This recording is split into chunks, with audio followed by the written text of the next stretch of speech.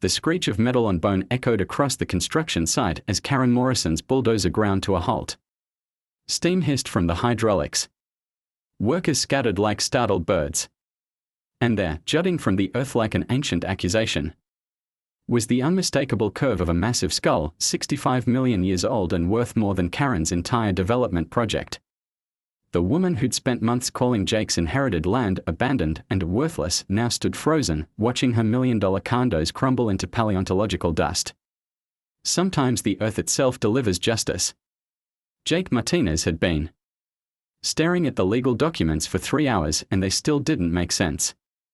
The coffee shop's ambient noise, steam once hissing, conversations blending into white noise, felt like a cocoon around his grief. 6 months since Abuela Rosa's funeral, and he was still discovering pieces of her life scattered through manila folders and safety deposit boxes. 43 acres, he whispered to himself, running his finger along the property survey. In Millbrook County. The land had been in his family for generations, passed down through his great-grandmother, then his grandmother, now to him. Rosa had never mentioned it. Not once. Just another secret she'd carried with her weathered hands and knowing smile. His phone buzzed. Another missed call from someone named Karen Morrison. She'd been calling for weeks, leaving increasingly urgent voicemails about discussing the property and mutually beneficial arrangements. Jake had ignored them all, too buried in the bureaucracy of death to deal with real estate vultures. The coffee shop door chimed, and Jake looked up to see his cousin Miguel sliding into the opposite chair, still in his park ranger uniform, pine needles clinging to his shoulders. "You look like hell," Miguel said, signaling the barista for his usual. "Feel worse?" Jake pushed the documents across the table. "Did you know about this?" Miguel's eyebrows rose as he scanned the papers. "The Millbrook land?" "Of course. Rosa used to take me there when I was a kid. We'd hike the trails, look for fossils in the creek beds. She called it our secret kingdom." "Fossils?" "Nothing fancy. Mostly shells, some petrified wood. The whole region's built on ancient seabed." Rosa said the land had stories to tell, but only to people who knew how to listen. Jake felt a familiar pang of loss. Another piece of his grandmother he'd never known. This Morrison woman keeps calling. Wants to buy it. Miguel's expression hardened. "Karen Morrison. The developer. Jake, you need to be careful with her.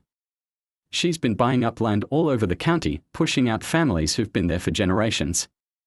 Last month she convinced the Hendersons to sell their farm, then razed their great-grandfather's homestead the next day." "I'm not selling." "Good. Because that land," Miguel paused as his coffee arrived, then leaned forward. "Rosa made me promise something before she died. She said if anything happened to her, I should make sure the land stayed in the family. Said it was important in ways we didn't understand yet." Before Jake could respond, his phone rang. The caller ID showed a number he'd been avoiding. "Answer it," Miguel said. "But put it on speaker." Jake hesitated, then accepted the call. "Hello." Finally. The voice was sharp, professional, with an undertone of irritation. "Mr. Martinez. This is Karen Morrison, Morrison Development Group. I've been trying to reach you for weeks about your property in Millbrook County. I'm not interested in selling. You haven't even heard my offer. I'm prepared to pay well above market value. That land has been sitting unused for decades. It's essentially abandoned." Jake felt heat rise in his chest. "It's not abandoned. It belonged to my grandmother." "Who's dead," Karen said bluntly. "Look, I'm being generous here. The property needs significant work, access roads, utilities, clearing. I'm willing to take all that off your hands for $800,000. Miguel's eyes widened. He scribbled on a napkin, "It's worth triple that." "I said I'm not selling." Karen's tone shifted, becoming colder. "Mr. Martinez, I'm going to be frank with you. I already own the surrounding properties. Your little patch is completely landlocked by my holdings. Without access rights, that land is worthless. I'm offering you a way out. Then I guess I'll keep my worthless land." "Don't be stupid. I'm filing for eminent domain next week. The county needs that land for a public infrastructure project. You'll get a fraction of what I'm offering now. Jake's grip tightened on the phone. You can't do that. Watch me. The line went dead. Miguel was already pulling out his own phone. She's bluffing about the eminent domain, probably. But she's not wrong about the access issue. If she owns everything around the property, there has to be another way in. There is. The old mining road on the east side. But it's been closed for 20 years and the county would have to reopen it. That's a legal nightmare. Jake stared at the property survey, his grandmother's careful handwriting in the margins noting landmarks, elevation changes, and what looked like it coordinates. Miguel, look at this. Rosa marked specific locations all over the property. What do you think these numbers mean? Miguel studied the markings. GPS coordinates, maybe. Or survey points. He pulled out his phone and entered one of the number sequences. This one's near the old creek bed where we used to find fossils. I want to see it. Now? Right now. An hour later, they were bouncing along a dirt road in Miguel's pickup truck, the suspension groaning over ruts and fallen branches. The afternoon sun slanted through Douglas firs, creating a cathedral of light and shadow. Jake rolled down the window, breathing in the scent of pine and earth. There, Miguel pointed to a rusted gate hanging open on broken hinges. That's the eastern boundary. They parked and continued on foot, following an overgrown trail that wound through second-growth forest. Jake felt something shift in his chest, not grief this time, but connection. Each step seemed to echo with his grandmother's presence, as if her spirit had been waiting patiently for him to find his way here. The trail opened into a meadow where a creek meandered through tall grass. Wildflowers dotted the landscape, Indian paintbrush, lupine, and something yellow Jake couldn't name. It was beautiful in a way that made his throat tight. This is it, Miguel said, consulting his phone. The coordinates Rosa marked. Jake walked to the creek bank, where the water had carved a small channel through layers of sedimentary rock. The stone was stratified in bands of grey and rust, clearly ancient. He knelt and ran his fingers over the surface, feeling the texture of deep time. Look at this, he called to Miguel. Embedded in the rock was the clear impression of a shell, spiral-shaped and perfectly preserved. Jake had seen similar fossils in museums, ammonites, creatures that had lived in ancient seas millions of years ago. Rosa was right, Miguel said softly. The land has stories to tell. Jake sat back on his heels, overwhelmed by the sudden understanding that this place was more than property or inheritance. It was a time capsule, a window into Earth's history that his family had been protecting for generations without fully understanding why. His phone buzzed with a text message from an unknown number, last chance. Sign the papers or face the consequences. KM. Jake showed the message to Miguel, who swore in Spanish. She's escalating, Miguel said. Karen Morrison doesn't make idle threats. If she can't buy you out, she'll find another way. Let her try. But even as Jake said it, he felt a chill that had nothing to do with the mountain air. He was fighting someone with resources, connections, and a willingness to play dirty. All he had was 43 acres of worthless land and a dead grandmother's cryptic markings. They were walking back to the truck when they heard it, the distant rumble of heavy machinery. Miguel grabbed Jake's arm. That's coming from the western boundary. They broke into a run, crashing through underbrush and stumbling over roots. The sound grew louder, joined by shouting voices and the warning beep of vehicles in reverse. By the time they reached the property line, Jake's heart was hammering against his ribs. Through the trees, they could see a convoy of bulldozers and excavators lined up like mechanical predators. Workers in hard hats were unloading equipment, setting up what looked like a temporary command post. At the center of it all stood a woman. In an expensive suit, her blonde hair pulled back in a severe bun, pointing at a map spread across the hood of a black SUV. Karen Morrison. They are on my land, Jake said, his voice barely a whisper. No, Miguel said grimly, consulting his phone's GPS, they are on theirs. But they are positioning for something. Look at the angle of those dozers. Jake looked. The machines were pointed. directly at the heart of his property, at the meadow where they'd just been exploring. Where Rosa had marked her coordinates. Where ancient creatures slept in stone. Karen Morrison looked up, her eyes finding Jake's across the property line. She smiled, a cold, predatory expression that made Jake's blood run cold. She said something to one of her foremen, then began walking toward the boundary. "Mr. Martinez," she called out as she approached. "I'm so glad you could make it. I wanted you to see this." "See what?" "The future." She gestured toward the machinery. "Tomorrow morning, we break ground on Millbrook Estates. Luxury condominiums, shopping complex. Golf course. It's going to be beautiful." Dawn broke gray and cold over Millbrook County, the sky threatening rain that would turn the construction site into a muddy nightmare.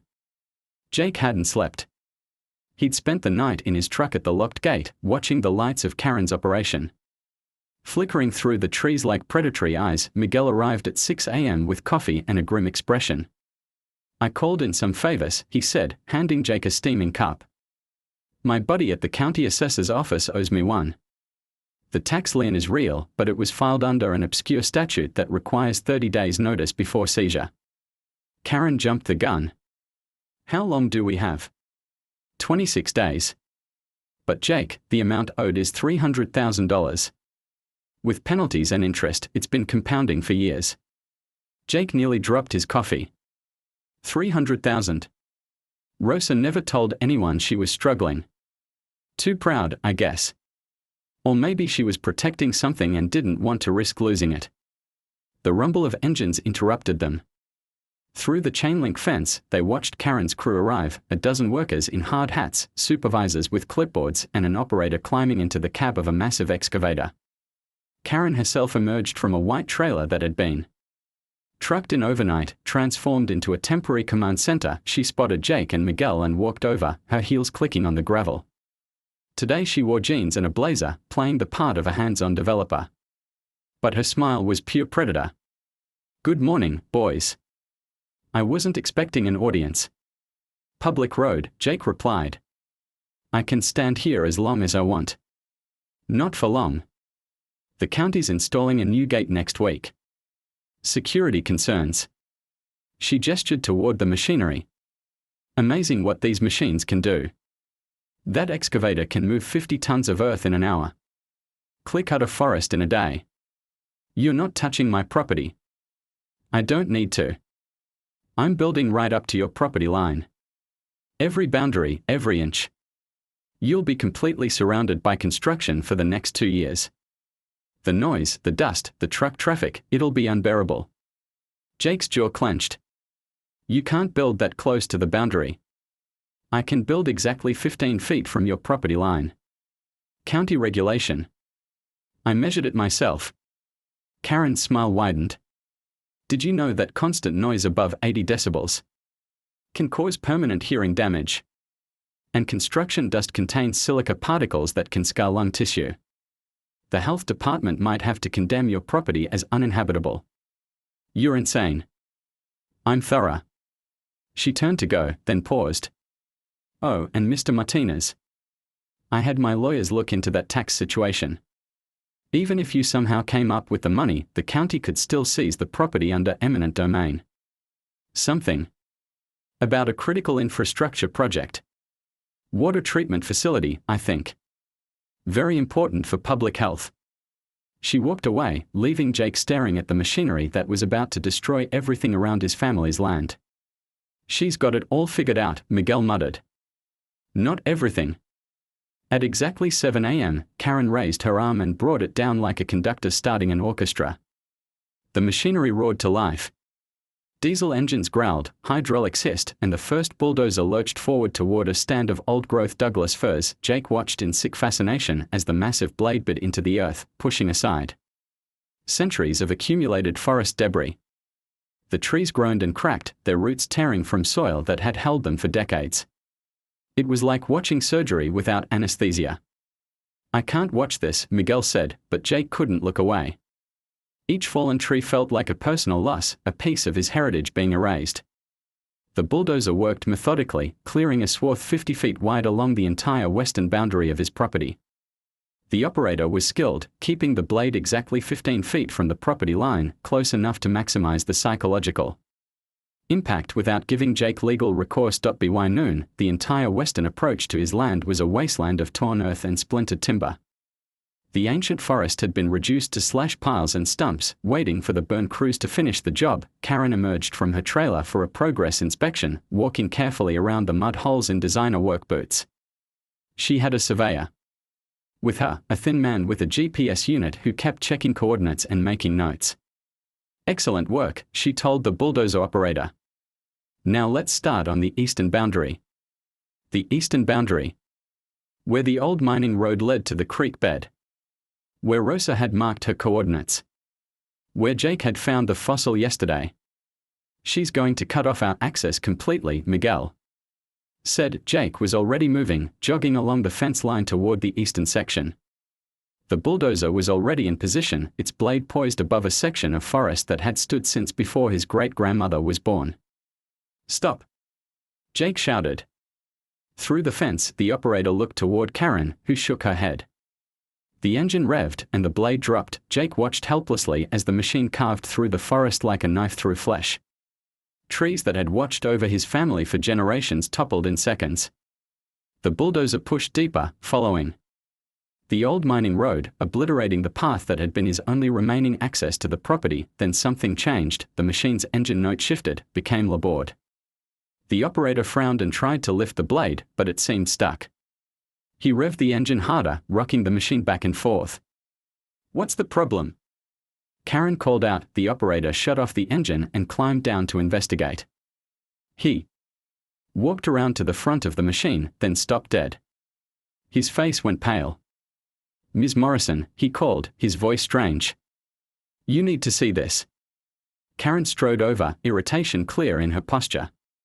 But when she reached the front of the bulldozer, she stopped just as suddenly as the operator had. Jake couldn't see what they were looking at from his position by the fence.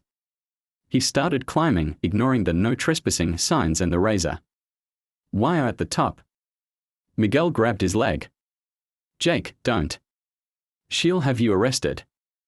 I need to see."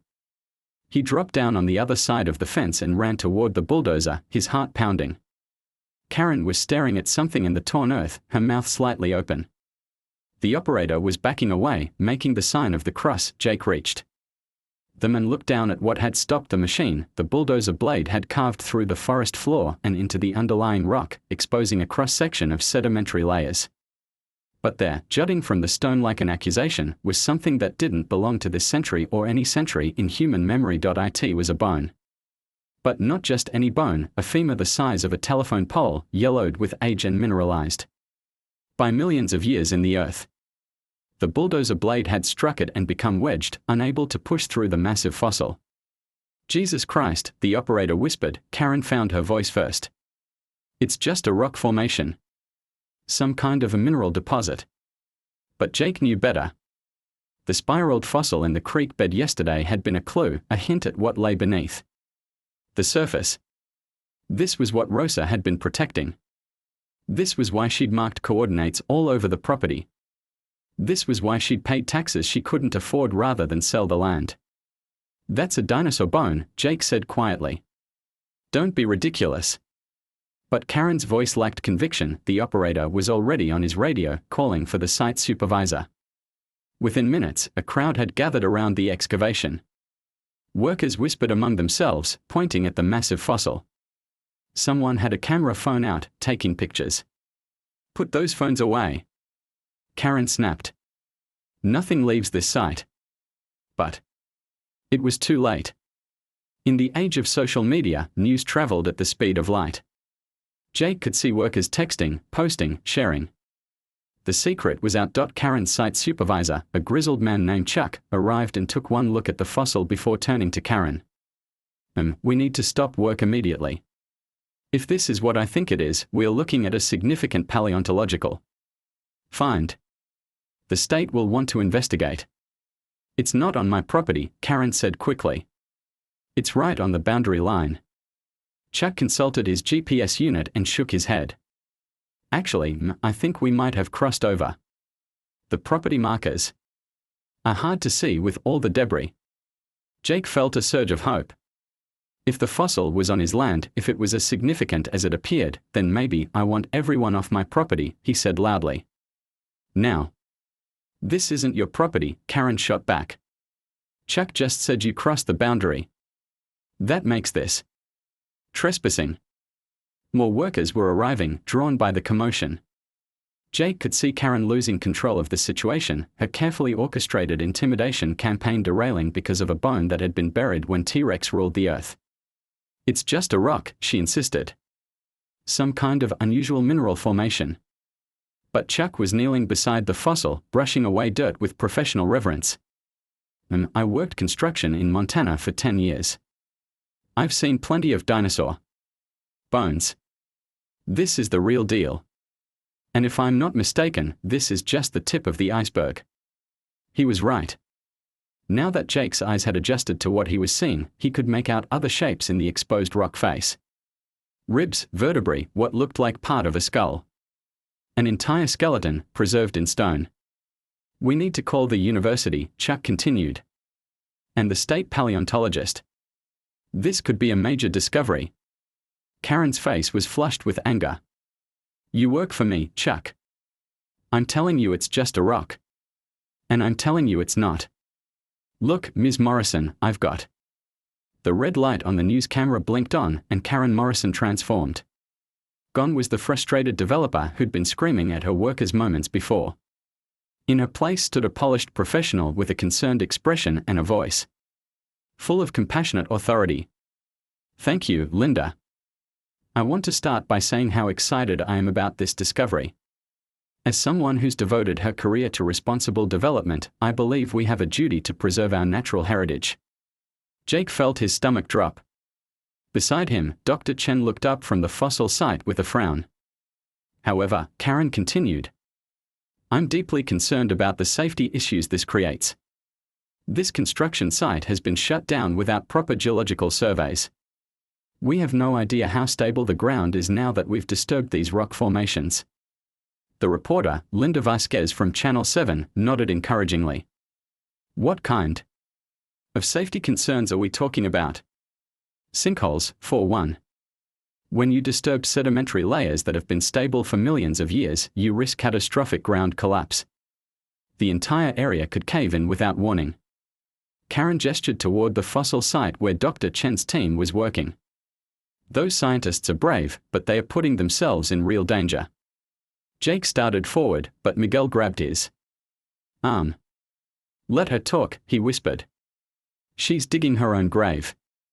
But Karen was just getting started. There's also the contamination issue. These ancient rock layers contain heavy metals, arsenic, and other toxins that have been safely buried for eons. Now they are exposed to groundwater, to the air we breathe. The EPA should be testing for environmental hazards before anyone else is allowed on site. Dr. Chen stood up, her khaki field clothes dusty from the excavation. Excuse me, but that's complete nonsense. I've been working paleontological sites for 15 years, and are you a geologist? Karen interrupted smoothly. An environmental engineer. Because I have reports from both on my team, and they are very concerned about the safety implications. She produced a folder from her briefcase, handing copies to the reporter. Dr. Marcus Webb from the Pacific Northwest Geological Survey has identified this area as high risk for ground instability. And Dr. Jennifer Liu from Environmental Solutions Incorporated has documented the presence of naturally occurring arsenic and lead in the surrounding soil. Jake felt the ground shifting beneath his feet, not literally, but politically. Karen was using the very discovery that should have protected his land as a weapon against it. Furthermore, Karen continued, there's the question of legal access. Mr. Martinez's property is completely landlocked. The only way to reach it is through a private mining road that crosses my land. If the state wants to study these fossils, they'll need my permission for access. Linda the reporter was scribbling notes furiously. Are you saying you'll deny access to the scientists? Of course not. I'm saying that any research needs to be done safely and legally. I'm prepared to work with the state to find a solution that protects both the fossils and public safety. Jake couldn't stand it anymore. He stepped into the camera's view, his face flushed with anger. She's lying. This is the same woman who was going to bulldoze everything an hour ago. She doesn't care about safety, she cares about her development project. Karen's expression didn't change, but Jake caught a flash of satisfaction in her eyes. She'd goaded him into looking like an emotional, unreasonable opponent to her calm professionalism. Mr. Martinez is understandably upset, she said sympathetically. He's inherited a significant tax burden along with this property. $300,000 in unpaid taxes, plus penalties and interest. I've offered to help him resolve this financial crisis, but he's chosen to fight instead of finding a reasonable solution. You're trying to steal my family's land. I'm trying to help, Karen replied, her voice patient and reasonable. The county is required by law to seize tax-delinquent properties. Mr. Martinez will lose everything unless he can find a way to pay what he owes. My offer was generous, more than fair market value. Dr. Chen stepped forward. If I may interrupt, the scientific value of this site far exceeds any financial considerations. The state has mechanisms to protect significant paleontological discoveries. I hope you're right, Karen said. But until those mechanisms are in place, we have immediate safety concerns. I'm going to have to ask everyone to evacuate the area until proper geological surveys can be completed. She turned to her site supervisor. Chuck, please escort everyone off the property. For their own safety. Chuck looked uncomfortable. I already told you, Chuck, you're a construction supervisor, not a safety engineer. I'm bringing in specialists. Karen's phone buzzed and she answered it immediately. Yes, they are here. Excellent. Send them over. 2 white vans pulled up, disgorging teams of people in hazmat suits carrying equipment that looked ominous and official. They had badges that read Environmental Safety Solutions and began setting up detection equipment around the fossil site. What's all this? Dr. Chen demanded. Contamination testing, Karen replied. We need to determine if it's safe for people to be here. One of the hazmat-suited figures approached with a handheld device that was beeping ominously. We are detecting elevated levels of heavy metals and potentially harmful particulates in the air. We recommend immediate evacuation. Jake looked at Miguel, who was frowning at the scene. Something felt wrong about this, but he couldn't put his finger on what. Dr. Chen was less diplomatic. This is ridiculous. I've worked fossil sites all over the world, and I've never seen anything like this. These readings are suspicious. Are you questioning the competence of licensed environmental professionals? Karen asked. I'm questioning the timing. It's awfully convenient that you suddenly discovered contamination right after the fossils were found. Karen's expression hardened slightly. Dr. Chen, I understand your enthusiasm for your work, but public safety has to come first. I'm sure you'll agree that we can't risk exposing people to environmental hazards. The hazmat team was expanding their perimeter, forcing Dr. Chen's graduate students back from the fossil site. Jake watched in growing frustration as the scientists were pushed further and further away from their discovery. This is insane, he said to Miguel. She's using fake environmental concerns to shut down the excavation. Maybe not fake, Miguel replied quietly. Look at that equipment. It's real, and those readings could be legitimate. You believe her? I believe she's smart enough to create a legitimate environmental hazard if she needs one. Jake felt a chill that had nothing to do with the mountain air. What do you mean? I mean, maybe those readings are real because she made them real. A few bags of contaminated soil, some heavy metal dust, it wouldn't be hard to create a genuine environmental hazard.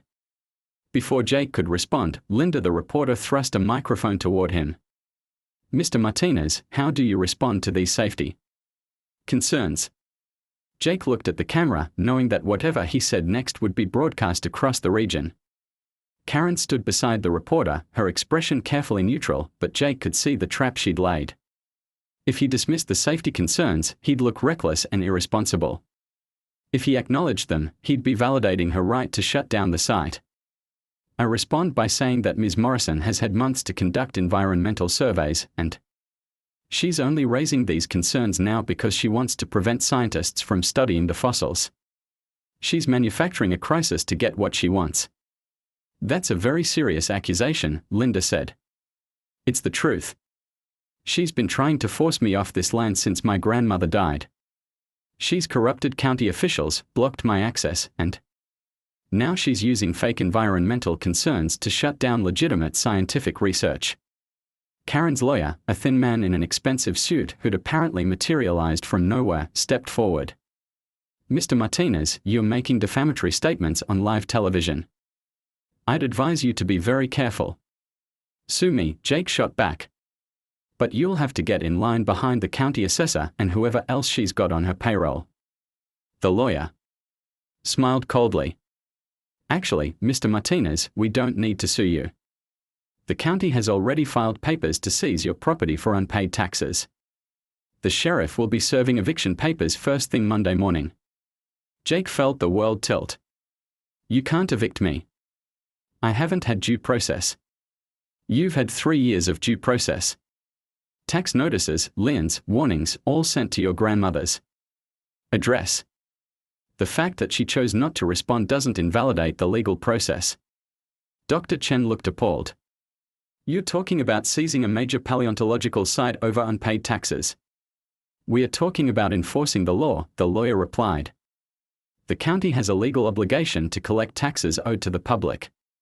If Mr. Martinez can't pay what he owes, the property reverts to public ownership. And then what? Jake asked. The county coincidentally decides to sell it to Morrison Development. Karen stepped forward. The county will do what's best for the public interest. If that means partnering with private developers to create jobs and economic growth, then that's what they'll do. Over my dead body. That won't be necessary, Karen said smoothly. The sheriff's department is quite capable of handling evictions peacefully. Jake looked around at the crowd that had gathered, construction workers, scientists, reporters, and onlookers drawn by the commotion. Some were filming with their phones, The Smithsonian's helicopter arrived at dawn, cutting through the morning mist like a mechanical raptor. Dr. Patricia Martinez stepped out before the rotors stopped spinning, her silver hair whipping in the downdraft, her eyes locked on the fossil site with laser intensity. Jake had spent the night camped beside the excavation, wrapped in a sleeping bag and fueled by coffee and determination. Miguel had stayed with him, along with Dr. Chen and a rotating crew of graduate students who'd driven through the night from Seattle. They'd formed an impromptu protection detail around the fossil, knowing that Karen Morrison wasn't above using the cover of darkness to finish what her bulldozer had started. Dr. Martinez, Dr. Chen called out, jogging toward the helicopter. Thank you for coming so quickly. Are you kidding? Patricia Martinez shouted over the engine noise. A potential T-Rex relative in Washington state. I'd have flown here myself. If I had to. She was followed by a team of specialists, paleontologists, geological surveyors, and what looked like federal marshals. The cavalry had arrived, and Karen Morrison's carefully constructed house of cards was about to face a Category 5 hurricane. Karen herself emerged from her command trailer, flanked by her lawyer and a new addition, a man in an expensive suit, who screamed federal lobbyist. She'd called in reinforcements too, but hers wore briefcases instead of badges. Dr. Martinez, Karen called out, her voice honey-sweet with manufactured charm. Welcome to Millbrook County. I'm Karen Morrison, Morrison Development Group. I understand there's been some confusion about the nature of this discovery. Patricia Martinez looked at Karen with the expression of a scientist examining a particularly unpleasant specimen. Ms. Morrison. I understand you've been trying to shut down this excavation. Not at all. I'm simply concerned about proper scientific protocols and public safety. These fossils, if that's what they are, need to be studied under controlled conditions.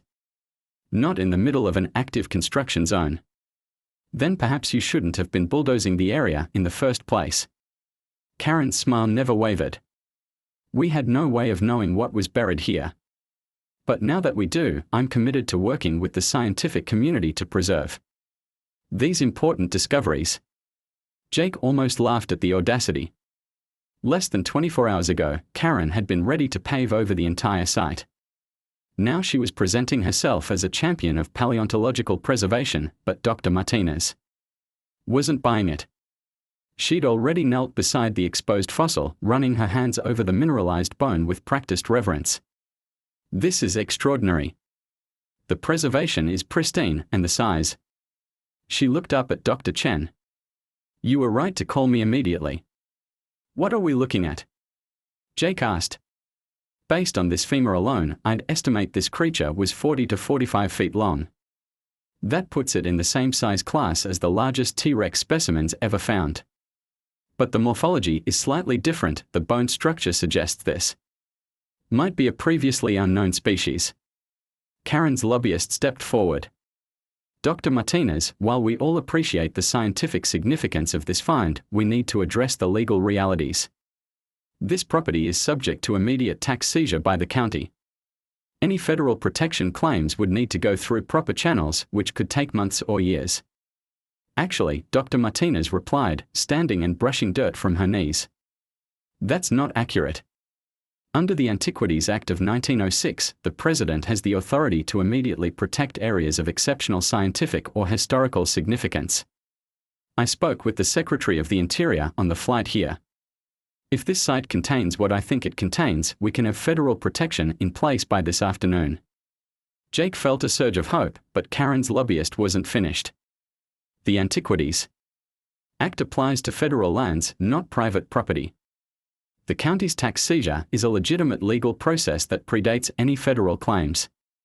Which is why, Dr. Martinez said with a smile that could cut glass, I brought federal marshals.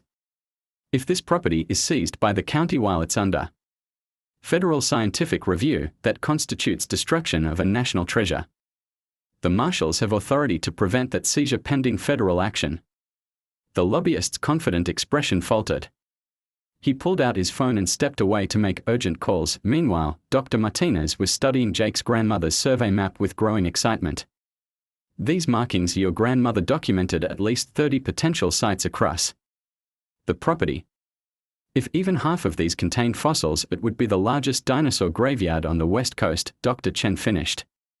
Larger than that, Dr. Martinez said quietly. This could be one of the most significant paleontological sites in North America. Karen had gone pale. Jake could practically see her calculating the financial implications. A federal monument on her doorstep wouldn't just kill her development project, it would make the surrounding land exponentially more valuable as tourist destination. Land she didn't own. We need to test the other sites immediately, Dr. Martinez continued. Dr. Chen, how quickly can you mobilize ground-penetrating radar? The university has a unit. We could have it here by noon. Do it. Dr. Martinez turned to the federal marshals. Gentlemen, I need you to establish a secure perimeter around this entire property. No one enters without scientific authorization. 1. Of the marshals, a stern woman with graying temples nodded. Yes, m. What about the construction equipment? Shut it down. All of it. This is now a federal scientific preserve pending formal designation. Jake watched Karen's face cycle through emotions, rage, desperation, and finally a cold calculation that made his blood chill. She was cornered, but that made her more dangerous, not less. This is ridiculous, Karen said, her professional mask finally cracking. You can't just waltz in here and shut down a legitimate business operation based on some old bones. Actually, we can, Dr. Martinez replied. And we have. Your legitimate business operation was about to destroy irreplaceable scientific evidence. That stops now.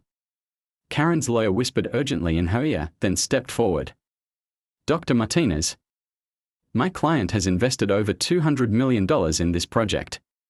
She has legal rights and financial obligations that can't simply be swept aside.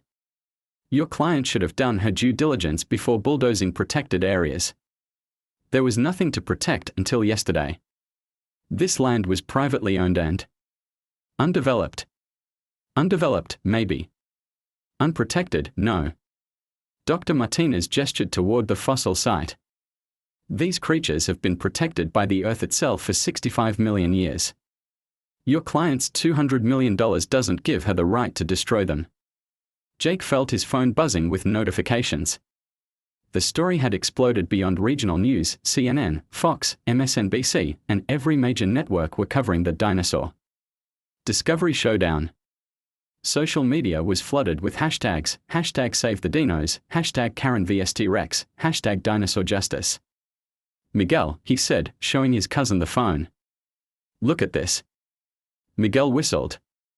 You're trending on Twitter. Hashtag dinosaur justice has over 1 million tweets.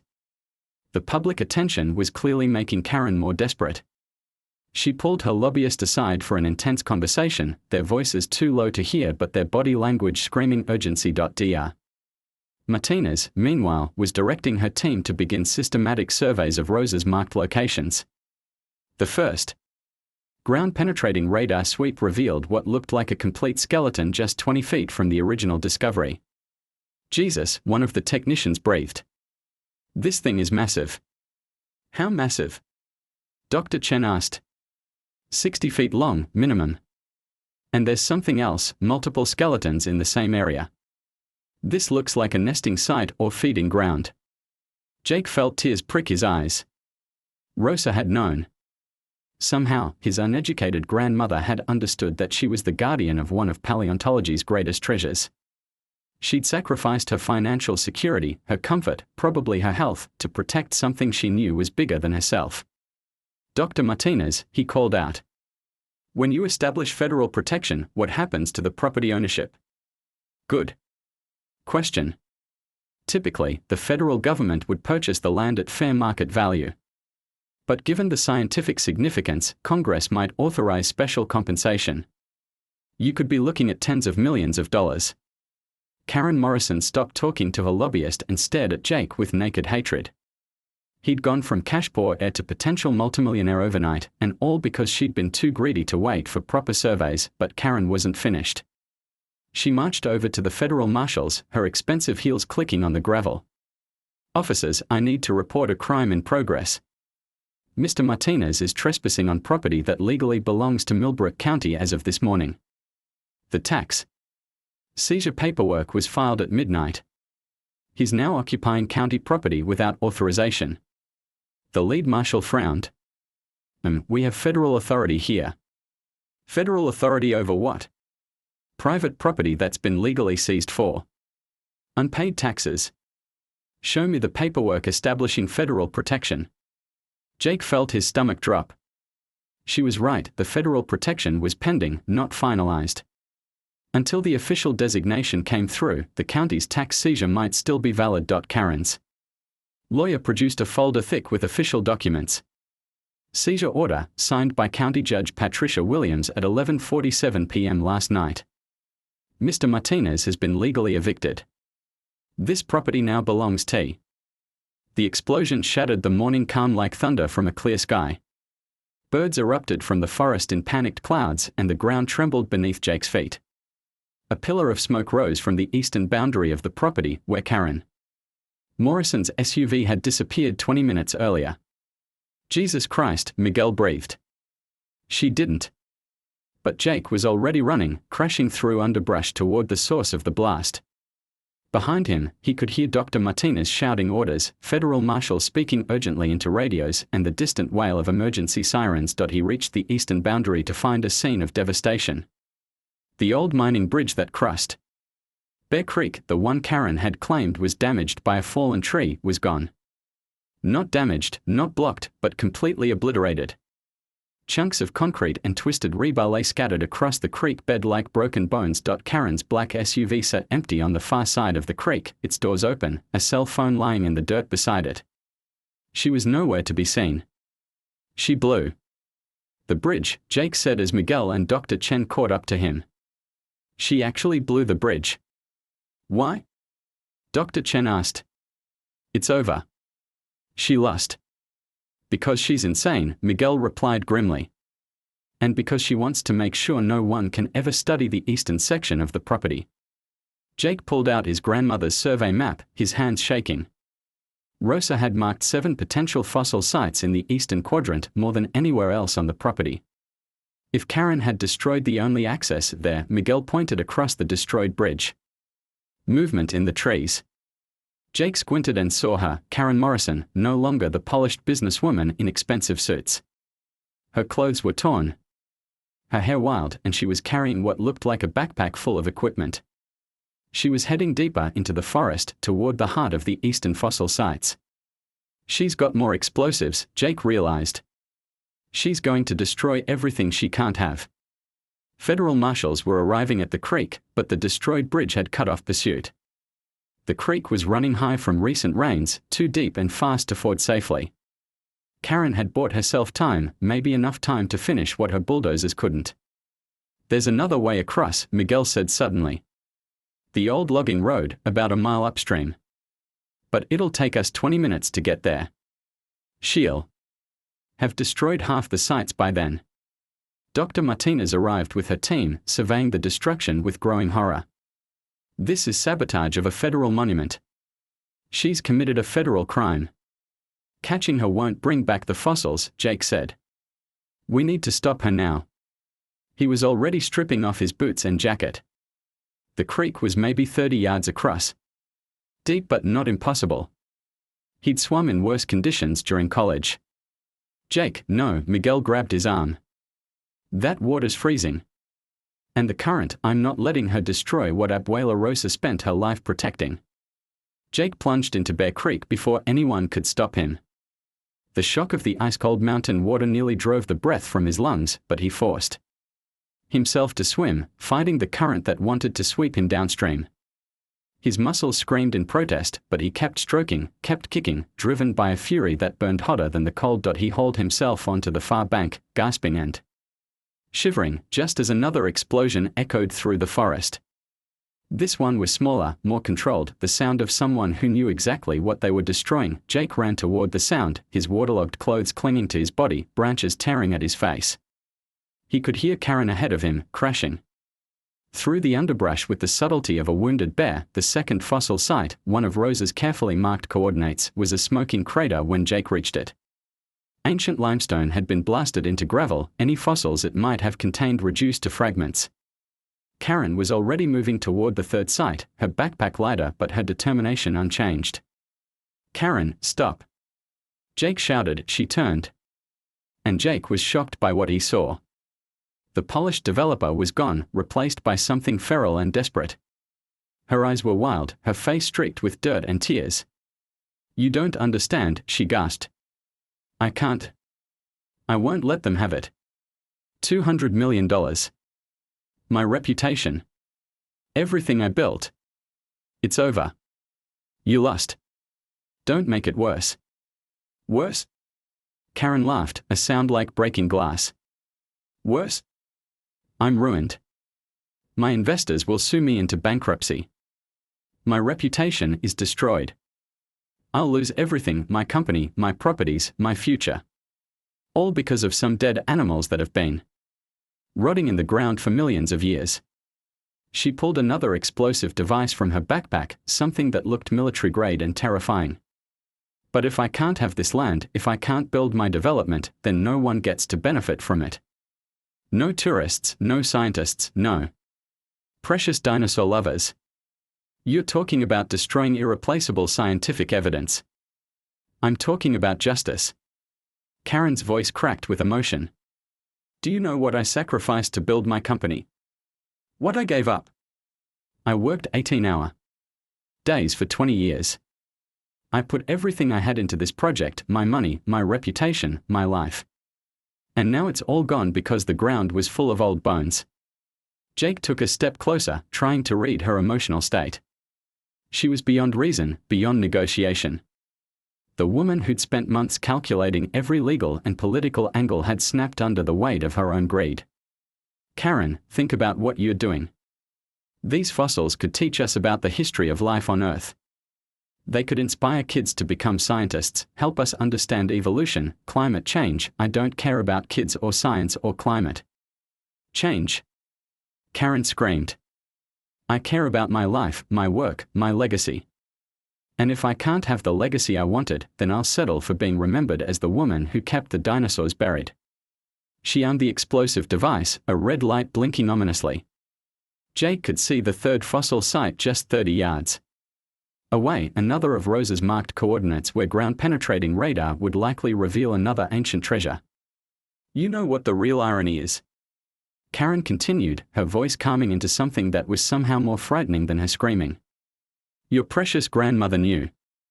She knew exactly what was buried here, and she chose to keep it secret. She could have been rich, famous, celebrated as a great discoverer. Instead, she lived in poverty and died alone, protecting something she never got to share with the world. She was protecting it for the right people, Jake said. For people who would respect it. The right people? Karen laughed bitterly. Like you? A bartender who didn't even know this land existed until 6 months ago. Like those scientists who'll study the bones for a few years and then lock them away in museum storage. Like tourists who'll come take selfies and leave their trash behind. Jake felt something cold settle in his stomach. Karen wasn't just destroying fossils, she was destroying the dreams and dedication of everyone who tried to protect them. My grandmother died protecting something bigger than herself, he said quietly. You're destroying something bigger than yourself. Which one of us is living a meaningful life? Karen's finger hovered over the detonator trigger. Meaning is subjective. I meant to build something lasting, something that would provide jobs and homes and economic growth for generations. Your grandmother meant to preserve dead animals that no one even knew existed. Whose meaning matters more? The Earth's. The voice came from behind them. Jake turned to see Dr. Martinez emerging from the forest, flanked by federal marshals who must have found another way across the creek. They moved carefully, weapons drawn but not aimed, clearly trying not to provoke Karen into premature detonation. The Earth's meaning? Karen laughed. The Earth doesn't have meaning. It's just rock and dirt and dead things. No, Dr. Martinez said gently. The Earth is a library. Every fossil is a book, every site is a chapter in the story of life itself. Your grandmother understood that, Mr. Martinez. She was a librarian protecting humanity's most precious collection. Pretty words, Karen said. But words don't pay investors back. Words don't restore reputations. You're right, Dr. Martinez acknowledged. But some things are more important than money or reputation. Some things are more important than any one person's dreams or failures. Jake could see the marshals moving into position, but Karen was holding the detonator in a way that suggested she'd trigger it if anyone came too close. The standoff was balanced on a knife's edge. Karen, Jake said softly. I understand you're angry. I understand you feel cheated. But destroying these fossils won't change what happened to you. It'll just mean that 65 million years of Earth's history dies with your anger. Good, Karen snarled. Let it die. Let it all die. If I can't profit from it, then humanity doesn't deserve to learn from it. But as she spoke, something shifted in the ground beneath her feet. The explosions had destabilized the ancient sedimentary layers, and Karen was standing directly over one of Rose's marked sites. The earth made a grinding sound, like old bones. Settling. One of the federal marshals called out. You need to move away from that area. The ground isn't stable. Karen looked down and laughed, a sound devoid of sanity. Perfect. The earth itself wants to bury its secrets. The ground cracked beneath her feet, revealing a cross-section of rock layers that told the story of millions of years. And there, exposed by the shifting stone, was something that made everyone freeze. It was a skull. Not just any skull, but